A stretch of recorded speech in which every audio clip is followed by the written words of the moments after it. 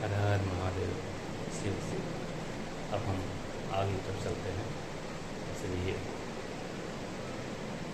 सावन शुरू हो गया है। शिव शिव कहना जरूरी है। हो सके तो दो ही बार लेकिन ले लिया कह दिया करिए शिव शिव शिव। ऋतुध्वज मदालसा का विवाह। ऋतुध्वज गालू मुनि के साथ आश्रम में आ गए। ऋतुध्वज गालू है मुनि के साथ आश्रम में आ गए। इनके आने के बारे में दानव नहीं जान सका। एक दिन गालो ऋषि संध्यापासन कर रहे थे कि दानव सुअर का रूप धारण कर कर आया और ऋषि की पीठ से अपनी पीठ रगड़ने लगा। शिष्यगण शोर मचाने लगे। तभी ऋतुध्वज ने एक अर्धचंद्रकार तीक्ष्ण बाण मारा। वह बाण सुअर को लगा, जिस कारण वह तीव्र गति से भागा।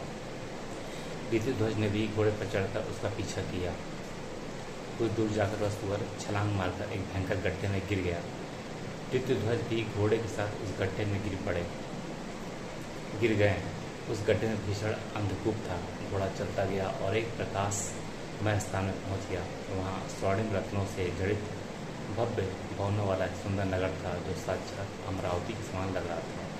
वहाँ कोई भी दिखाई नहीं दे रहा था, परंतु उसी समय एक स्त्री इधर उधर घूमती हुई दिखाई दी।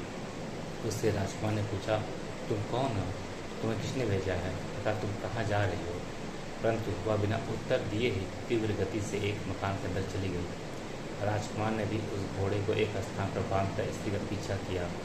उस स्त्री के पीछे पीछे एक कमरे के अंदर पहुँच कर देखा कि एक अति सुंदर नीली आंखों वाली, सुंदर दांतों वाली, हाथी के सूट समान सुडौल जांघों वाली, एक हाथ पाँव के तलवे को लाल रंग रंगी हुई, हाथ पाँव के तलवे को लाल रंग रंगी हुई कोमलांगी नौ युवती एक सुंदर रत्न जड़ित पलंग पर लेटी हुई है।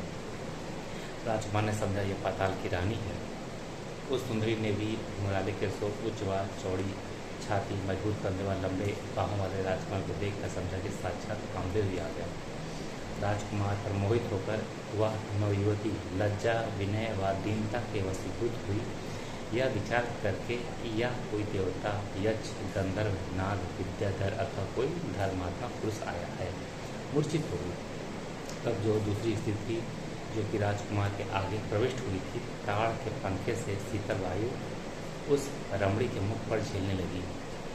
राजकुमार ने उस स्त्री से इस युवती के बारे में तथा मूर्छित होने के विषय में सारा वृतांत जानना चाहा। स्त्री बोली, यह रमणी स्वर्ग में स्थित विश्वासु नामक गंधर्व राज की मदालसा नाम की कन्या है। यह रमणी स्वर्ग में स्थित विश्वासु नाम गंधर्व राज की मदालसा नाम की कन्या है। एक दिन यह वाटिका में खेल रही थी कि वक्ष केतु राक्षस का पुत्र पाताल केतु अपनी तामसिक माया से इसे अपहरण कर लाया। वह इस कन्या से आगामी त्रयोदशी को विवाह करना चाहता है, परंतु वह दानव इस कन्या के पति होने योग्य नहीं है। तब यह युवती आत्महत्या करने जा रही थी। इस दुर्गी ने कहा, हे सुभगे, तुम चिंता न करो, यह दानव तुम्हारा पति किसी भी दशा में नहीं बन पाएगा। जो पुरुष मृत्यु लोक में इस दानव को बाण से मारेगा वही तुम्हारा पति होगा। मैं इस कन्या की कुंडला नामक की सखी हूँ। मैं विद्यावान की पुत्री तथा पुष्कर माली की स्त्री हूँ। मेरे पति की स्वर्ग में मारा,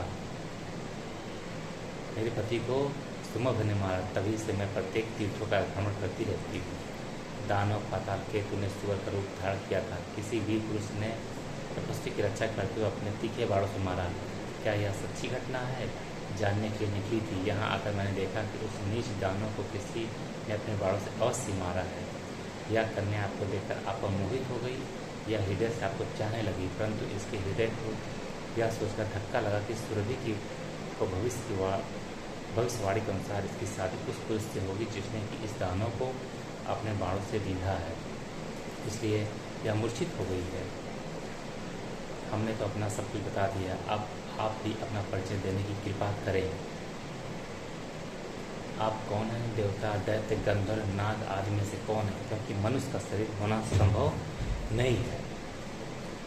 राजकुमार ऋतुध्वज ने अपना परिचय देते हुए कहा कि मैं देवता, दैत्य, दानव, गंधर्व, नाग आदि में से कुछ भी नहीं हूँ। मैं मृत्यु लोक का एक साधारण राजकुमार हूँ। मैं गालव ऋषि के आश्रम में रहकर अपने पिता की आज्ञा का पालन करते हुए तो मुनियों की रक्षा में तत्पर रहता था। उसी समय यह सुंवर वहाँ आकर विघ्न गाने लगा। अतः मैंने ही उसे अपने अर्धचंद्रकार बाणों से बीधा है। बाण लगते ही वह तीव्र गति से भागा। मैंने भी अपने घोड़े पर चढ़कर उसका पीछा किया। यह विशाल गड्ढे में कूद गया। पीछे पीछे मैं भी अपने घोड़े के साथ उस गड्ढे में कूद गया तो वहाँ अंधकार ही अंधकार था, परंतु मैं आगे बढ़ता गया और अंत प्रकाश से उस स्थान में पहुँच गया।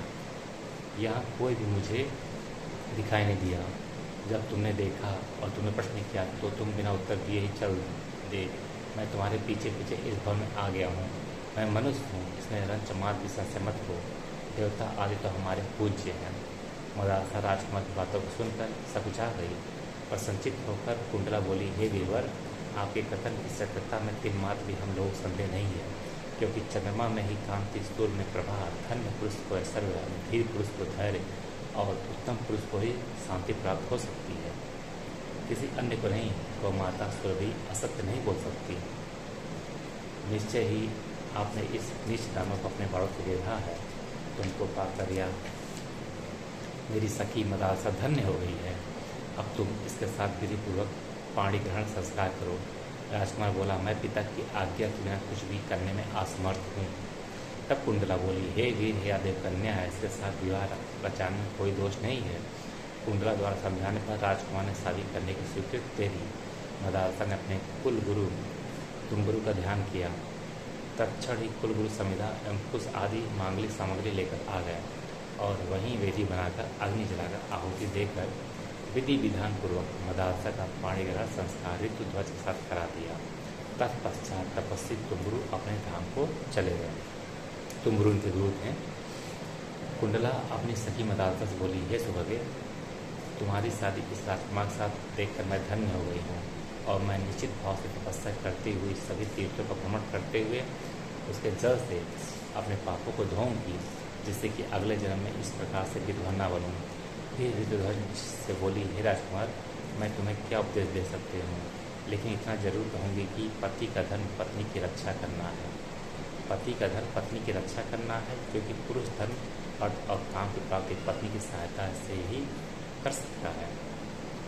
पत्नी भी पति के बिना धर्म आदि कार्य करने में समर्थ नहीं हो सकती। अर्थात धर्म, अर्थ व काम की सिद्धि में पति पत्नी और पत्नी पति का अर्थात दोनों ही एक दूसरे के सहयोगी हैं। हे त्रिवक, धर्म, अर्थ और काम दाम्पत्य जीवन पर ही निर्भर है। तुम दोनों आजीवन सुखी रहो। तुम दोनों का बिछोह कभी न हो। धन, पुत्र, सुख, आयु के साथ वृद्धि को प्राप्त हो। अब मैं अपने इच्छित स्थान को जा रही हूँ। इस प्रकार कहकर कुंडला ने सखी मदालसा को आलिंगन कर माथा चूमा व राजकुमार को प्रणाम करके चल दी। राजकुमार ऋतुध्वज ने मदालसा को घोड़े पर बैठाकर पाताल से बाहर निकलना चाहा कि पाताल के तुम्हें अपनी सेनाओं के साथ परिघ, तलवार, गदा, सूल, धनुष, बाण आदि लेकर ठहरो ठहरो, मारो मारो करते हुए घेर लिया। दानों ने राजकुमार का पर भीषण प्रहार किया। पराक्रमी राजकुमार ने दानों के सभी अस्त्रों को काट गिराया। तत्पश्चात राजकुमार ने त्वाष्ट्र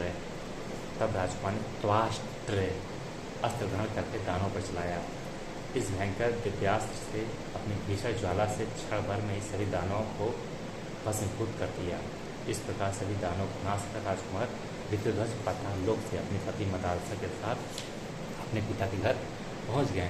पिता के चरणों में प्रणाम किया। फिर सारा वृत्तांत गालव ऋषि के आश्रम सुमर को मारना, पाताल लोक में लाना, कुंडला का दर्शन, मदालसा की प्राप्ति, पाताल लोक में दानों के साथ युद्ध व दानों का विनाश करके वापस आना सुनाया। राजा शत्रुजित अति प्रसन्न होकर बोले, हे पुत्र, उनके राजा शत्रुजित अति प्रसन्न होकर बोले, हे पुत्र, तुम महान हो। तुमने मुझे ताड़ दिया, क्योंकि जो व्यक्ति पिता द्वारा कमाए गए यश, धन अथवा पराक्रम घटाता है वह नीच अधम मनुष्य है। जो घटाता नहीं उतना ही बढ़ाए रखता है वह मध्यम मनुष्य है। और जो उसकी रक्षा ही केवल नहीं करता बल्कि पिता द्वारा अर्जित धन, यश, धन व पराक्रम को बढ़ाता है, विद्वत गण उसे उत्तम कोटि का मनुष्य कहते हैं।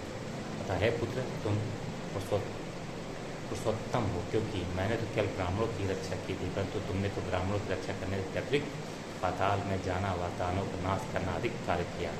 मैं तुम जैसा पुत्र पाकर पुण्यात्माओं में भी प्रशंसनीय हो गया हूँ। हे पुत्र, तुम धन्य हो, तुम धन, पराक्रम और सुख की वृद्धि करो। यह गंधर्व पुत्री सदा ही तुम्हारे साथ है, इसका वियोग तुम्हें कभी न सतावे।